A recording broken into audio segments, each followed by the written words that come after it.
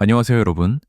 오늘도 여러분의 건강한 일상을 응원합니다. 건강한 생활을 위한 든든한 동반자, 오늘은 건강TV입니다. 여러분, 혹시 요즘 이런 생각 하신 적 없으신가요? 나만 이렇게 힘든가? 나만 몸이 이렇게 무거운가? 사실 저도 그랬습니다.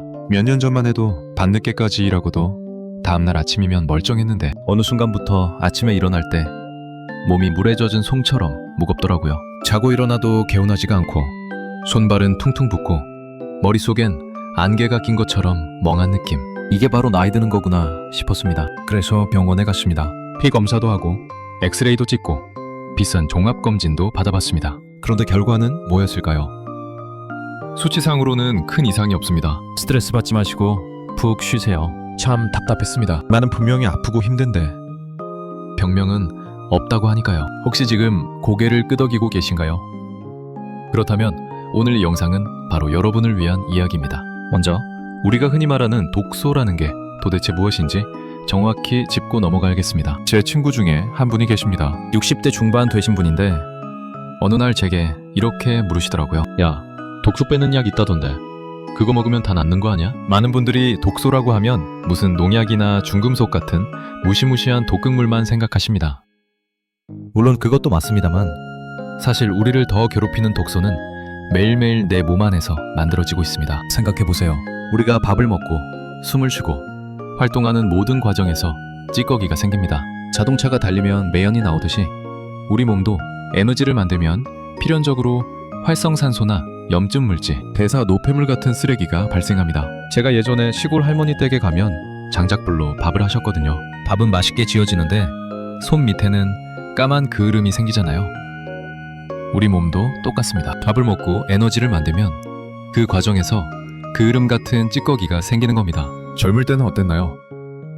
우리 몸의 청소 부인 간과 콩팥 그리고 림프계가 아주 빠릿빠릿하게 움직여서 이 쓰레기들을 소변으로, 땀으로, 호흡으로 싹 매다버렸습니다. 그래서 자고 일어나면 개운했던 겁니다. 20살 때는 밤새 술 먹고 다음날 아침에 해장국 한 그릇이면 또 멀쩡했잖아요. 하지만 50대가 넘어가고 60대, 70대가 되면 이야기가 달라집니다. 슬프게도 우리 몸의 장기들도 노화가 진행됩니다. 난의 해독 능력도 떨어지고 콩팥의 여과 기능도 예전만 못합니다. 제가 요즘 자주 하는 비유가 있습니다. 청소근은 늙고 힘이 빠졌는데 몸속에서 나오는 쓰레기의 양은 그대로이거나 잘못된 식습관 때문에 오히려 더 늘어난 상황입니다. 처리가 안 된 쓰레기가 집안 구석구석에 쌓인다고 상상해 보십시오. 그게 혈관에 쌓이면 동맥경화가 되고 관절에 쌓이면 관절염이 되고 뇌에 쌓이면 치매의 원인이 되는 것입니다. 이게 바로 우리가 막연하게 느끼는 나이듦의 실체이자 만성질환의 시작점입니다. 저희 어머니가 작년에 이런 말씀을 하셨습니다. 예전엔 하루 일하고 자고 일어나면 괜찮았는데 요즘은 며칠을 쉬어도 피곤이 안 풀리네. 이게 바로 독소가 쌓이고 있다는 신호였던 겁니다. 그렇다면 이제 어떻게 해야 할까요? 무조건 비싼 해독 주스를 사 먹고 단식원에 들어가야 할까요? 아닙니다. 우리 몸의 시스템을 이해하면 일상생활 속에서 충분히 해결할 수 있습니다. 가장 먼저 주목해야 할 것은 바로 림프입니다. 여러분, 혈관은 잘 아시죠? 그런데 림프는 좀 낯선 단어일 겁니다. 제가 쉽게 설명해 드릴게요. 혈관이 우리 동네 상수도라면 림프는 하수도입니다.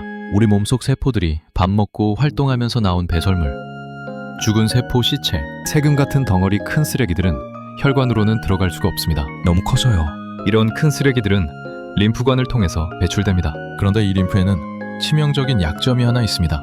혈관에는 심장이라는 강력한 펌프가 있어서 가만히 누워 있어도 피가 쿵쿵 돌지만 림프관에는 펌프가 없습니다. 오직 주변의 근육이 움직여서 쥐어 짜주어야만 흐를 수 있습니다. 제 친구 어머니가 계셨는데요.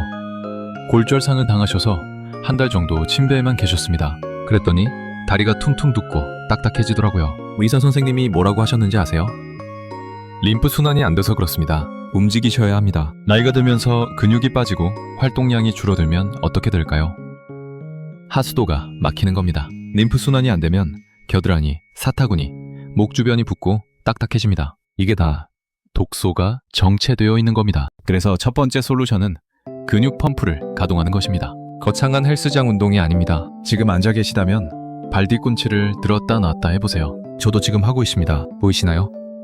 종아리 근육은 제2의 심장이라고 불립니다. 종아리가 움직일 때마다 하체에 고여있던 림프액이 위로 펌프질되어 올라갑니다. 제가 어머니께 드린 조언이 있습니다. 어머니, 설거지 하실 때 까치발 들고 하세요. 처음엔 이게 무슨 소용이냐고 하셨는데 한 달 정도 하시더니 다리가 덜 붓는 것 같다고 하시더라고요. 설거지를 하실 때도 TV를 보실 때도 수시로 까치발을 드세요. 그리고 아침 저녁으로 겨드랑이와 사타구니처럼 몸이 접히는 부분을 가볍게 두드려주거나 주물러주는 것만으로도 막힌 하수구를 뚫는 효과가 있습니다. 너무 세게 하실 필요도 없습니다. 피부를 살살 쓸어주는 느낌으로만 해도 림프는 순환합니다. 제 아내가 요즘 매일 아침 일어나서 목을 이렇게 쓸어내리는데 뻣뻣했던 목이 한결 가벼워진 것 같다고 합니다. 두 번째로 중요한 것은 간과 장을 돕는 식사법입니다. 여기서 제가 꼭 말씀드리고 싶은 게 있습니다. 독소를 배출한다고 하면 무조건 굶는 분들이 계신데 이는 50대 이후 시니어에게는 정말 위험한 행동입니다. 제 이모부가 작년에 그러셨어요. TV에서 단식이 좋다고 하니까 일주일 동안 물만 드셨습니다. 그랬더니 어떻게 됐을까요? 어지러워서 쓰러지실 뻔했습니다. 병원 가서 검사를 해보니 영양실조에 간 수치까지 나빠져 있더라고요. 왜 그럴까요? 영양이 부족하면 오히려 간은 해독 기능을 멈춰버립니다. 해독도 에너지가 있어야 하는 일이기 때문입니다. 청소를 하려면 청소부한테도 밥을 줘야 하는 것과 같은 이치입니다. 우리는 무엇을 뺄까 보다 무엇을 넣어줄까를 고민해야 합니다. 간이 독소를 물에 잘 녹는 형태로 바꿔서 배출하기 위해서는 비타민과 미네랄 그리고 항산화 성분이 필수적입니다. 가장 추천드리는 식재료는 십자화과 채소입니다. 이름이 좀 어렵나요? 브로콜리, 양배추, 케일, 배추 같은 채소들을 말합니다. 다행히 우리 한국 사람들은 이런 채소를 참 많이 먹습니다. 김치만 해도 배추잖아요. 제가 해외에 나가보면 한국 음식이 그리운 이유가 바로 이런 채소 반찬 때문입니다. 이 채소들에는 간의 해독 효소를 활성화시키는 강력한 성분들이 들어있습니다. 특히 브로콜리는 살짝 데쳐서 드시면 흡수율이 더 좋아집니다. 제 아내가 요즘 브로콜리를 데쳐서 참기름에 묻혀주는데 생각보다 맛있더라고요. 그리고 마늘과 양파도 훌륭합니다. 우리 한국 요리에 마늘 안 들어가는 게 거의 없잖아요.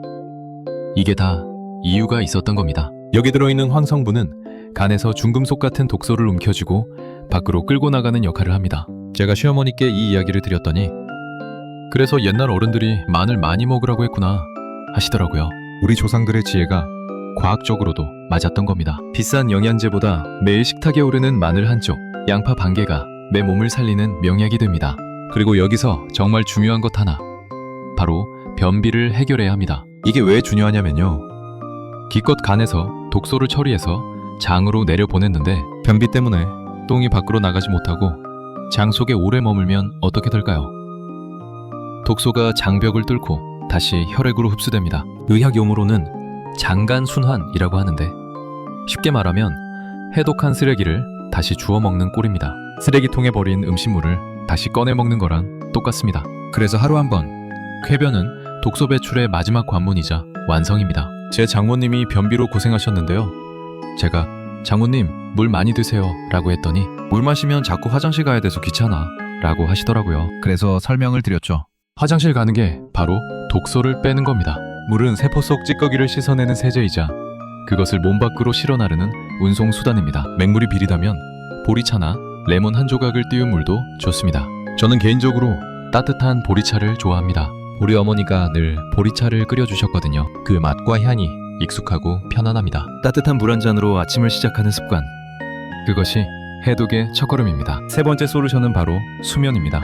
여러분, 잠을 잘 때 우리 뇌에서 대청소가 일어난다는 사실 알고 계셨나요? 저도 얼마 전에 알게 된 건데 정말 신기하더라고요. 뇌는 낮 동안 엄청난 에너지를 쓰면서 베타 아밀로이드 같은 노폐물을 만들어냅니다. 이게 쌓이면 알츠하이머, 치매의 원인이 되기도 합니다. 그런데 신기하게도 우리가 깊은 잠에 빠지면 뇌세포 사이의 공간이 넓어지면서 뇌척수액이라는 물이 콸콸 흘러들어와 이 찌꺼기들을 씻어내줍니다. 마치 밤중에 도로에 물 뿌리는 청소차가 지나가는 것처럼요. 이걸 글림프 시스템이라고 합니다. 이 청소 시스템은 오직 잠잘 때만 작동합니다. 그래서 잠을 줄이거나 수면의 질이 나쁘면 뇌에 독소가 차곡차곡 쌓여서 기억력이 떨어지고 머리가 멍해지는 겁니다. 제가 요즘 깜빡깜빡하는 게 많아졌는데 그게 다 잠을 제대로 못 자서 그런 거였더라고요. 나이가 들수록 잠이 없어진다고 하지만 억지로라도 주무시려고 노력해야 합니다. 제 아버지가 나이 들면 새벽 4시면 눈이 떠진다고 하세요. 그래서 제가 드린 조언이 있습니다. 아버지, 낮에 햇볕 쬐면서 산책 좀 하세요. 낮에 햇볕을 쬐며 30분이라도 걸으세요. 그래야 밤에 멜라토닌이 나와서 깊은 잠을 잘 수 있고, 그래야 뇌가 청소됩니다. 특히 밤 10시에서 새벽 2시 사이, 이 골든타임에는 꼭 잠자리에 드시는 것이 뇌 건강을 지키는 가장 확실한 독소 배출법입니다. 저도 예전엔 밤늦게까지 일했는데 요즘은 10시 반이면 침대에 눕습니다. 그랬더니 정말 다음날 아침 머리가 훨씬 맑더라고요. 자, 여기까지 들으시면서 아, 내가 그동안 내 몸을 너무 혹사시켰구나 하는 생각이 드시나요? 혹은 너무 복잡한데 내가 할 수 있을까? 걱정도 되실 겁니다. 하지만 걱정하지 마세요. 거창한 계획은 필요 없습니다. 건강은 대단한 이벤트가 아니라 소소한 습관이 쌓여서 만들어지는 것입니다. 오늘 내용을 정리해 보겠습니다. 첫째, 우리 몸의 독소는 대사 과정에서 생기는 자연스러운 쓰레기지만 나이가 들면 처리 능력이 떨어지므로 관리가 필요합니다. 둘째, 하수도인 림프를 뚫어주기 위해 종아리 운동을 하고 겨드랑이를 두드려주세요. TV 보면서 설거지하면서 언제든지 할 수 있습니다. 셋째, 강해독을 돕는 브로콜리, 양배추, 마늘을 즐겨 드시고 물을 충분히 마셔 변비를 막아야 합니다. 다행히 우리 한국 음식에는 이런 재료들이 다 들어있습니다. 마지막으로 뇌 청소를 위해 꿀잠을 주무셔야 합니다. 낮에 햇볕 쬐며 걷고 밤 10시엔 침대에 누우세요. 어떠신가요? 생각보다 어렵지 않으시죠? 간혹 한 달 만에 몸속 독소를 싹 빼준다는 과장 광고에 현혹되어 검증되지 않은 약초를 다려 드시거나 무작정 관장을 하시는 분들이 계십니다. 제발 부탁드리건대 그런 극단적인 방법은 피해주세요. 우리 몸은 서서히 좋아지는 것을 좋아합니다. 급격한 변화는 오히려 늙은 장기들에게 충격을 주고 더 큰 병을 불러올 수 있습니다. 제 고모부가 작년에 어떤 약초를 드셨다가 간이 망가져서 입원하셨습니다. 좋다는 건 다 해봤는데 라고 하시더라고요. 그래서 제가 말씀드렸습니다. 좋은 건 천천히 꾸준히 하는 겁니다. 병원에서는 알려주지 않는 내 몸 관리, 핵심은 꾸준함과 부드러움입니다.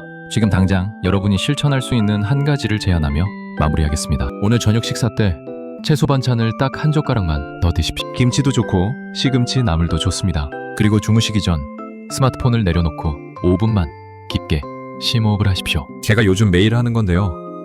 침대에 누워서 오늘도 수고했어 라고 제 자신에게 말해줍니다. 그러면 마음이 편안해지면서 잠이 잘 오더라고요. 이 사소한 실천이 1년 뒤, 10년 뒤 여러분의 건강을 완전히 바꿔놓을 것입니다. 오늘 내용이 도움이 되셨다면 주변의 소중한 분들에게도 공유해주세요. 함께 건강해지는 것만큼 큰 기쁨은 없으니까요. 저도 이 내용을 어머니, 아버지, 장모님, 장인어른께 다 말씀드렸습니다. 가족이 건강해야 우리가 행복하니까요. 여러분의 건강한 100세 인생을 위해 오늘은 건강TV는 알차고 따뜻한 정보로 함께하겠습니다. 다음 영상에서도 우리 몸을 살리는 귀한 이야기로 찾아뵙겠습니다. 시청해주셔서 감사합니다. 여러분, 오늘도 건강하세요. 안녕히 계십시오.